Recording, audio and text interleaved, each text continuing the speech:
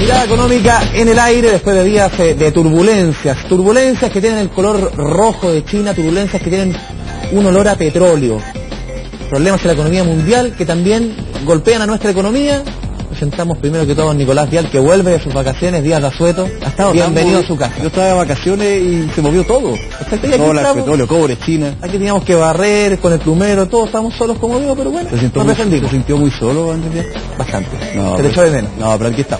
Bienvenido. Oiga, movida la cosa, Movido. Entre China, cobre, por supuesto, que es el gran tema de discusión, lo hemos abordado en varios programas, pero por sobre todo lo que es el escenario internacional y cómo le pega finalmente a la economía chilena. Vamos a estar hablando de eso en este Mirada Económica. Está con nosotros Stephanie Griffith-Jones, economista y doctora en economía de la Universidad de Cambridge. Stephanie, muchas gracias por acompañarnos. Encantada de estar acá. Muy bien.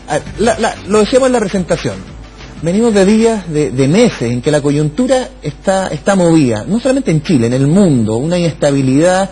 Muchos dicen, a ver, yo escuchaba entrevistas la semana de Niro Rubini, el economista que se dice que predijo la crisis subprime del 2008-2009, y decía, a ver, este 2016 o lo que se viene no es eso. Pero hay muchos indicios, mucho movimiento. ¿Cómo lo ve usted? ¿Esto es el inicio de una crisis global o hay que poner un poco, como se dice en Chile, la pelota en el piso, tranquilidad y no ser tan polar?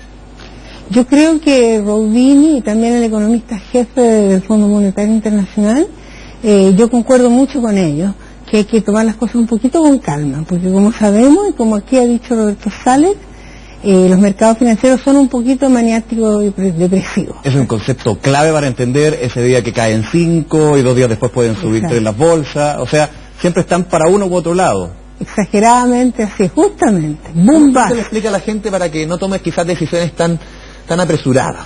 Exacto, porque son muy cortoplacistas, entonces miran lo que pasó en el día de ayer o incluso en la hora de ayer, cuando lo que hay que mirar son las tendencias de mediano y largo plazo. Por ejemplo, China es una economía muy fuerte, claro, que se está desacelerando y que está cambiando su modelo de desarrollo, y que eso va a afectar, por ejemplo, países como Chile, pero eso no significa que China se esté desmoronando. Por ejemplo, hay titulares que dan la impresión que el producto en China está cayendo. Lo que está cayendo es la tasa de crecimiento. Se está desacelerando, no es que esté cayendo. Exactamente. Ya no crece a 2 dígitos, 10, 12%, sino que hay que ser un 7.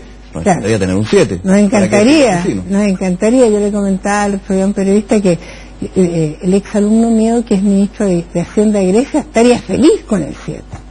O sea, aquí con un 7%... Estaría feliz con el 2 chileno. Aquí con 7% en vez de agua tendríamos champaña. Exactamente, justamente, estaríamos, exacto. Pero usted, es un escenario, a ver, que hay que llamar un poco la tranquilidad, sobre todo aquí en Chile. Vemos el caso de China, claro, uno puede decir, China se está desacelerando, pero nos está golpeando directamente nuestro principal producto, que es el cobre.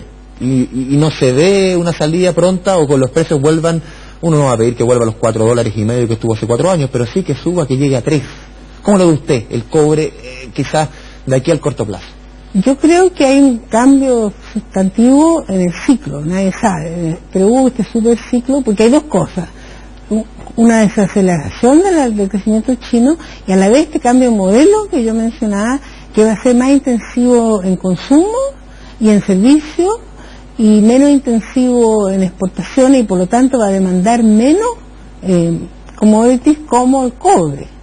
Entonces, es un cambio estructural importante para nosotros, para Chile, que yo creo que puede mantener relativamente más bajo el precio de cobre. Por otra parte, en el mediano plazo, yo creo que tiene la ventaja de que el tipo de cambio ahora en Chile es mucho más competitivo, y entonces hay que tomar acciones importantes para diversificar la economía. No pensar solamente en exportar cobre, sino que exportar otras cosas no tradicionales y además innovar en nuevas líneas de producción. Stephanie, ¿cómo se puede hacer ese cambio? Lo hemos hablado en varios programas, de la diversificación que tanto se critica cuando la gran exportación, el huevo de oro de la gallina, como en este caso es el cobre, ya no va para más. ¿Cómo se puede ir diversificando? ¿Cómo se pueden impulsar sectores como el agro, como el conocimiento, como los servicios, que en otros países ya se hizo ese trabajo, ya se hizo esa pega, como se dice? Claro. Bueno, no hay que también descartar totalmente cobre, o sea, también es una bendición más que un castigo tener un país tan rico en minerales. Pero por otra parte, lo que se tiene que empezar a hacer en forma urgente, y ojalá se hubiera empezado ya antes, hace un par de años, es diversificar la economía Yo creo que a través de una acción público-privada. O sea, por ejemplo, yo creo que tiene que haber diálogo mucho más estrecho en el sector público y privado, tiene que haber una mirada de largo plazo. ¿Dónde están los nichos en el comercio internacional en los países más dinámicos como China, India, Estados Unidos mismo, por supuesto, donde Chile se puede insertar, donde tiene ventajas comparativas naturales o creadas? O sea, eso se puede hacer, perdón, porque lo conversamos en la previa del programa. Aquí uno ve, hoy día la discusión en Chile está un poco ideologizada, sí. En que claro, los pro mercado, los pro Estado, de alguna manera como que no hay una conjunción, se hace difícil un poco que lleguen a un acuerdo. Usted lo ve así, que Chile está un poquito ideologizado y que hoy día lo que se necesita con una coyuntura como esta es que todos rememos para el mismo lado. Tenemos, porque estamos en una situación difícil. La única manera de salir adelante es comportarse como los alemanes, como los asiáticos, y como lo mismo en Estados Unidos, en que también hay importantes iniciativas públicas. ¿Cómo lo hacen ellos? Claro, por ejemplo, en Alemania, el segundo banco comercial más importante es un banco público de desarrollo. Un banco bien manejado, bien eficiente, pero que tiene una visión estratégica. Por ejemplo, en generar energía renovable y eficiencia energética, financia 1/3 de eso. O sea, tiene un foco bien definido. Muy bien definido. Y no de los tradicionales, podríamos decir. Exactamente. Entonces ayudó a toda una, lo que ellos llaman la gran transformación energética, que ha sido muy exitosa, en el marco de una política gubernamental, implementado básicamente por el sector privado, pero con un marco, digamos, de política y con un financiamiento público. Público, el capital del banco público, pero se financia en el mercado de capitales privados y le presta a los privados. O sea, da lo mismo, si usted lo quiere llamar público o privado, lo que importa es que funciona para el país, genera empleo, genera tecnologías nuevas. Y no se quedan en el detalle de quién es quién. En China usted no sabe quién es público y quién es privado, porque los bancos, por ejemplo, son comerciales, pero son del Estado. O sea, tienen que funcionar bien. Entonces, junto con el tema del cobre, lo que se ha conversado harto en las últimas semanas tiene que ver con el petróleo. El petróleo que ha estado bien problemático, hacia abajo, en picada prácticamente, y muchos aquí en Chile la discusión, en hecho Hacienda la semana pasada decía, lo que le voy a decir que a continuación, que no es tan así, que lo que se pierde por cobre aquí en Chile se gana por petróleo, de alguna manera, porque estamos importando muchísimo más barato, entonces lo que perdimos por cobre no es tan así. El ministro de Hacienda decía, ojo, aquí lo que perdimos por cobre es mucho mayor. ¿Usted lo ve así, que el país gana, pierde en algo y gana en otro, y quizás quedamos en una línea de flotación más o menos similar, o no es tan así cuando es un país exportador, cuando no producimos algo? Yo creo que los términos de cambio están sufriendo. O sea, por supuesto lo que dice el ministro de Hacienda es verdad, de que nos compensa un poco el hecho de que las importaciones de petróleo son mucho más baratas, pero el impacto vía precio cobre es muy fuerte. Quizás mucho mayor. Es mucho mayor y es un factor, pero muy influyente en la desaceleración. La que cuesta, desaceleración. Es difícil. Muchas veces. Muchas veces. Pero yo soy checa, entonces, de origen checo, entonces hay muchas consonantes, así que trato de practicar. Pero el punto que yo también he estado estudiando un poco ahora, en un trabajo que hice para CEPAL, es que la caída del precio del petróleo es buena a nivel macroeconómico para un país como Chile, que es importado neto, pero no es buena para incentivar los renovables. Pues Chile ha empezado a expandir en forma importante los renovables, pero con este precio muy bajo del petróleo hay poco incentivo. Hay poco incentivo. Entonces yo creo que tiene que haber una política fiscal más verde, que le ponga impuestos a los impuestos impuestos a los fósiles, y use esa plata para incentivar los renovables, para que los... Usted decía algo bien cierto, que también se ha discutido bastante, no en las últimas semanas, sino desde que empezó esta picada hacia abajo del petróleo, que es ¿por qué a Chile y finalmente a la región puede ser una mala noticia? Dejando de lado Venezuela, por supuesto. ¿Por qué puede ser una mala noticia? ¿Por qué, si nosotros vemos que un petróleo bajo nos significa, por ejemplo, en términos bien domésticos, que la benzina de nuestros automóviles es más barata, ¿por qué puede generar preocupación y por lo menos una señal de alerta? Bueno, desde el punto de vista ecológico es un hecho malo, ¿cierto? Porque significa que el precio del carbono está aumentando, por ende está cayendo, claro. Es un medio de energía más barato. Entonces la gente va a andar más en auto, va a emitir más carbono, y es una mala noticia. Por eso es necesario, yo creo, tomar medidas de tipo fiscal, aumentarle el impuesto a los fósiles. Y es un excelente momento. El Fondo Monetario también ha estado recomendando cortar los subsidios en los países que hay y aumentarle los impuestos. Pero que aquí yo creo que los automovilistas y muchos chilenos los que más critican, por ejemplo, aquí tenemos el impuesto específico a los combustibles, Claro. que es un impuesto fijo de 6 UTM por metro cúbico de combustible, y que siempre cuando el combustible está un poco más arriba la gente se lanza, pero en picada. O sea, seguir subiéndole los impuestos al combustible aquí es bien poco popular. Me imagino que en todas partes también es lo mismo, pero es quizás la salida en una coyuntura que uno ve el petróleo tan abajo. Exacto, yo creo que es la salida en este momento, pero cuando el precio del petróleo suba, se baja flexible. el impuesto. O sea, la idea, claro, que sea como contracíclico, como Ya. la regla fiscal chilena, que es contracíclico, tener un impuesto contracíclico. Entonces, mantener estable, que es bueno para el consumidor, ¿cierto? Y proteger también a los sectores más populares. O sea, uno quiere, si uno le va a poner un impuesto que va a aumentar el precio de la locomoción colectiva, puede proteger a la gente más modesta. Que tenga cierto subsidio quizás. Exactamente, pero no para la gente que tiene un auto grande o para la generación de electricidad con carbón, que genera, digamos, un efecto muy negativo en el medio ambiente. En ese contexto, ¿hacia dónde podría ir el petróleo? ¿Se podría seguir bajando? ¿Cuál es la mirada que ya han lanzado varios economistas y expertos en la materia que hablan de que podría haber un repunte? ¿Nunca llegar a los 140? 148, que llegó en algún siempre tengo el número 148 en julio del año 2008. Imagínate, y ahora Increíble. 25, 24. ¿Qué podríamos esperar de un aspecto tan importante, no solamente de la economía mundial, sino que lo que nos toca directamente? Siempre es más fácil predecir el pasado que el futuro, pero voy a tratar. O sea, yo creo que interesante mirando el pasado que el precio promedio en términos reales ha sido alrededor del 30. O sea que no estamos en un nivel demasiado bajo en términos históricos. O sea, lo anterior era lo extraño. Exactamente, era la excepción. Entonces yo creo que Repetimos un poco lo que sucedió con el cobre, cuando se hablaba de este cobre superciclo, pero que muchos que han venido también al programa decían, ojo, hace años el cobre estaba mucho más bajo de... No llega ni al dólar. Claro. Exactamente, sí, porque mucha gente decía el milagro chileno y no enfatizaban tanto que teníamos mucha suerte. Entonces usted ve que un petróleo que se va a mantener relativamente en estos índices. Yo diría en un rango entre 30 y 50, aunque no se sabe, ¿cierto? Depende, por ejemplo, si hay un conflicto grande en el Medio Oriente, que siempre puede pasar, entonces puede subir más, digamos.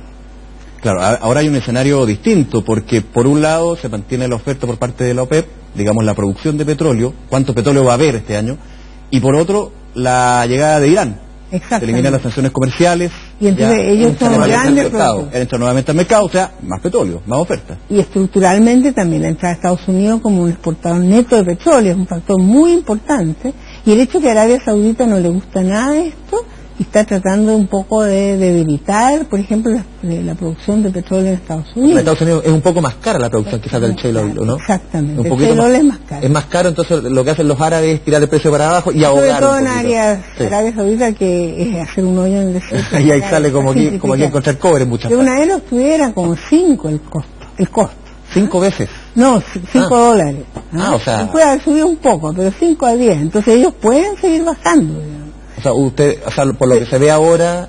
y No la les cantidad conviene tampoco. Sí. Y la cantidad de oferta de petróleo que hay, disponibilidad, por lo menos se ve en el corto plazo que este debería ser el precio, o lo que usted decía, a largo plazo puede llegar a 50, pero el 30 y algo puede ser la tónica. Claro. Y también yo creo que hay un factor que no se ha mencionado lo suficiente, que los precios de los commodities, sobre todo el petróleo, es un activo que se transa en los mercados financieros. Entonces también yo creo que hay un pequeño elemento, no sé cuál importante, especulativo, digamos. De la Quizás- oportunidad, la compra, la venta, aprovechar Exacto. el minuto, que Y te se lo dice. corta y se larga. Realmente con las materias primas hay un mercado bien fuerte que mueve millones de dólares y que tiene un efecto en el precio. Exactamente. Y yo creo que como ahora hay una visión de que están bajando el precio, acentúan esa tendencia. Como en el pasado también acentuaron para que llegara a 148. O sea, yo creo que lo principal son los factores reales, pero estos factores financieros de los derivados del petróleo son bastante importantes, porque ha pasado a ser, digamos, son trillones de dólares. Son difíciles de manejar. Exacto. Porque ahí volvemos a este maniático depresivo que Justamente. cuando ve la oportunidad compra y cuando hay... Y los derivados, si usted, los flujos a corto plazo son hot money, plata caliente, los derivados son como las microondas. Si usted se quema al tiro porque tiene que poner al tiro.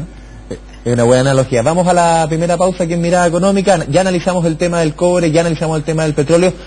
Vamos a seguir con otros temas quizás más domésticos. ¿Qué va a pasar con el dólar, el crecimiento en nuestro país, cómo se viene el 2016? A la vuelta, seguimos conversando aquí en Mirada Económica.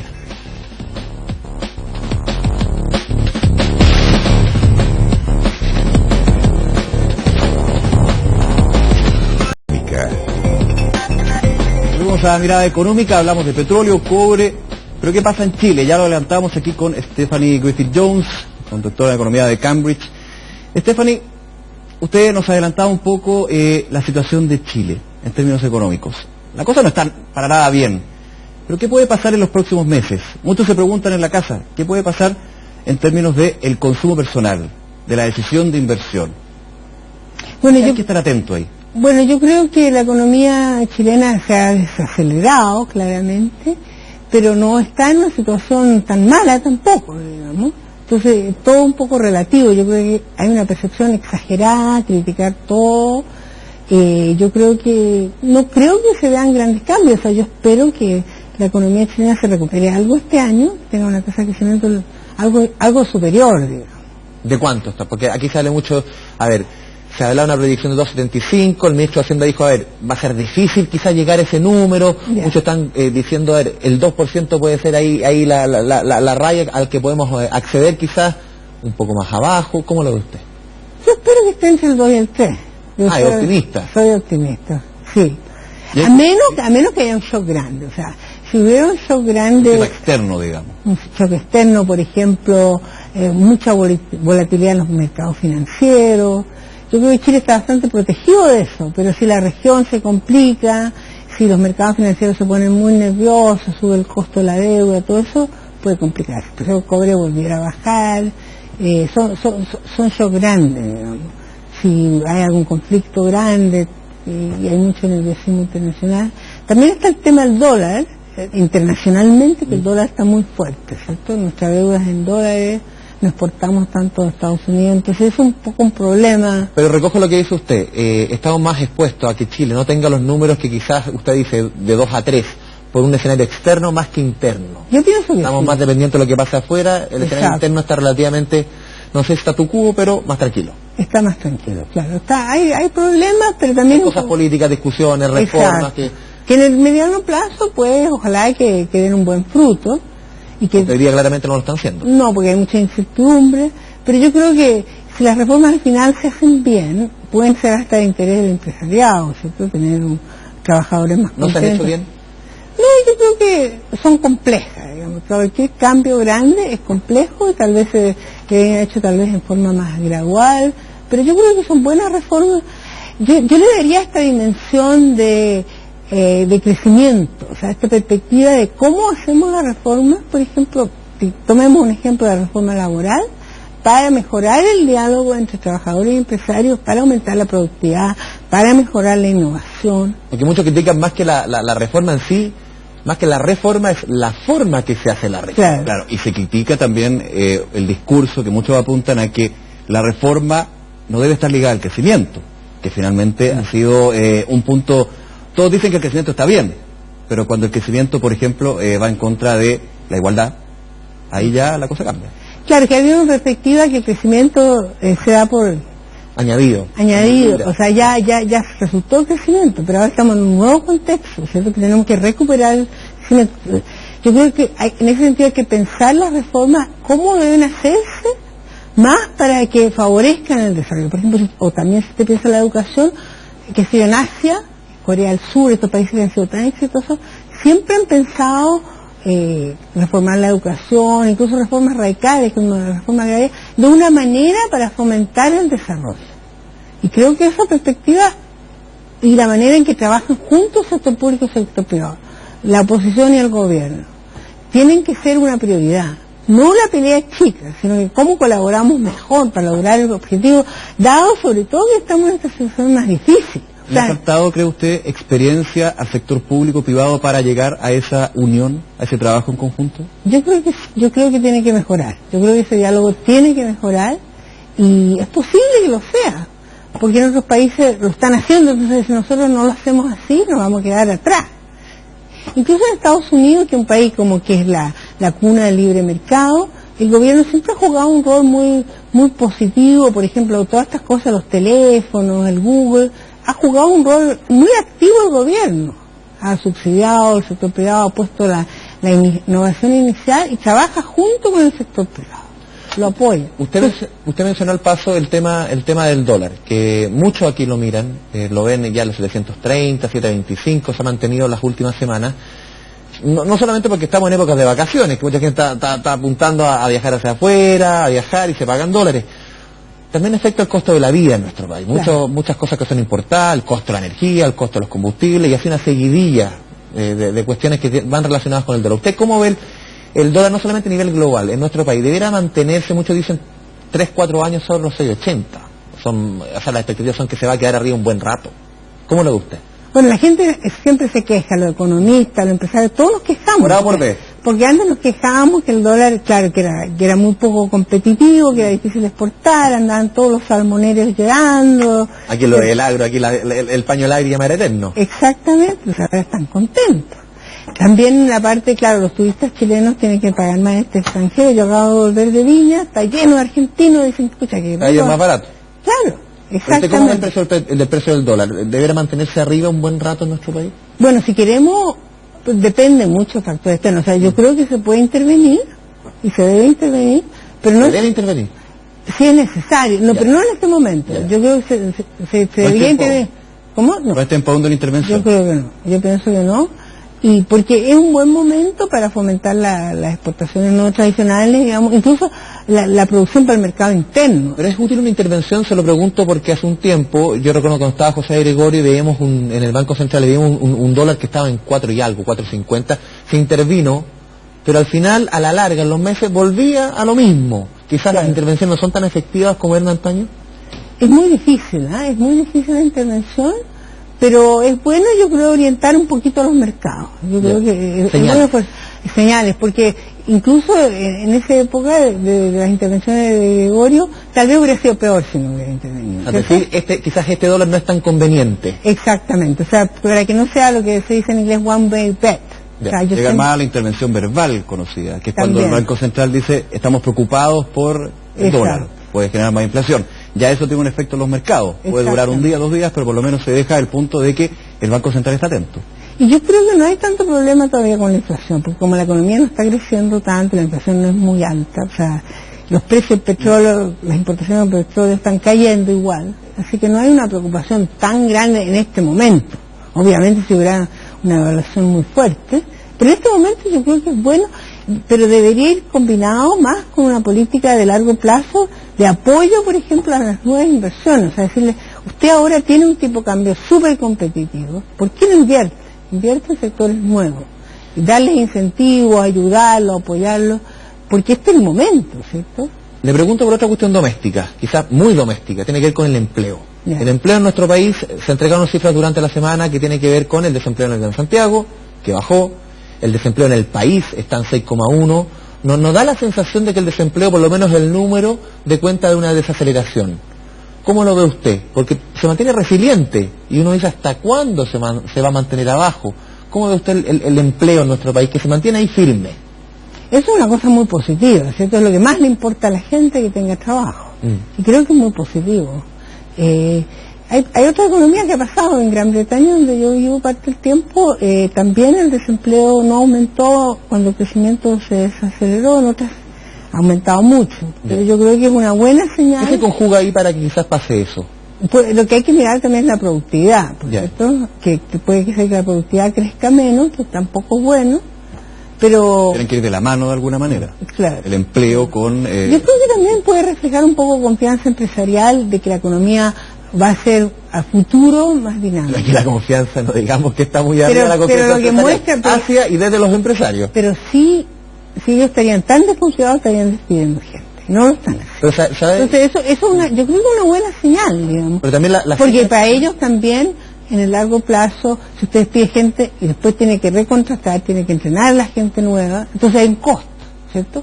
Si usted cree que la economía se va a recuperar en 6 meses, 1 año, entonces puede ser más paciente, mantener la gente, Pero también lo que se ha dado en nuestro país es que, a ver, no se despide, pero lo es la misma cifra del INE, en que el aumento de los salarios ha sido muy bajo respecto a lo que era hace 1 o 2 años. Antes crecían 3,5%, 4%, ahora con suerte un par de décimas. Va por ahí un poco que no te despido o te mantienen la pega, pero el salario ahí, igual. Por supuesto, que obviamente no es lo ideal, pero es mejor que quedarse sin trabajo. Entonces en ese sentido es bastante positivo que la gente siga teniendo trabajo, porque además se retroalimenta, ¿cierto? Porque la gente que tiene trabajo demanda más, tiene más consumo. El costo de la economía. Por supuesto. O sea, la demanda agregada no colapsa, ¿cierto? Usted ve estas economías como España, como Grecia, donde más de la mitad de los jóvenes están desempleados. 50% en España. Claro, entonces hay un problema ahí de demanda agregada, porque la gente no tiene confianza, no tiene plata para gastar. Entonces aquí en Chile, si la gente está desempleada, va a gastar. Obviamente sería mejor si le subieran el sueldo, pero en las condiciones actuales es más difícil. Don Nicolás, se ha pasado esta media hora casi volando aquí en Mirada Económica. Sí, es una interesante entrevista, Stephanie, muchísimas gracias por acompañarnos, y esa mirada, lo hablábamos fuera de cámara, usted viene una vez al año a Chile. Exacto. Y eso también genera objetividad. Un poco más de arriba, que uno dice, no está tan en la pelea chica y se ve con un poquito más de optimismo. Muchísimas gracias. Un gusto estar con usted. Como siempre, sigue aquí en la sintonía del canal 24 horas de Televisión Nacional de Chile, aquí en Mirada Económica, don Nicolás. Así es, nuestro Twitter, @Mirada Económica, dudas, consultas, preguntas, comentarios, críticas, lo que quiera. Aquí siempre aceptamos todo tipo de lo que dice Nicolás, preguntas, críticas, no sé si las respondemos algunas, pero ahí están. Siga la sintonía de Canal 24 horas, Televisión Nacional de Chile, aquí siempre es hora de noticias, que le vaya bien.